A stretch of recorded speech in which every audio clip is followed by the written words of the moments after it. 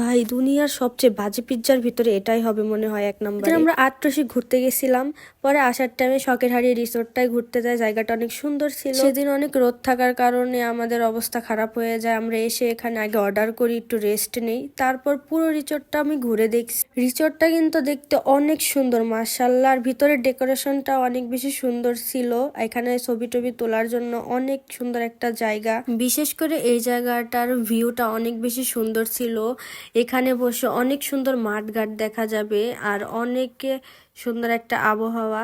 এরপর আমাদের অর্ডার চলে আসে। আমরা পিৎজা দেখার পর আমাদের রিয়েকশনটা ঠিক আমার এই ভাস্তির মতো এরকমই ছিল। পিৎজাটা দেখতে যতটা খারাপ ততটাও খারাপ খেতে না, তারপরও দাম অনুযায়ী পিৎজাটাই অত বেশি ভালো হয় না।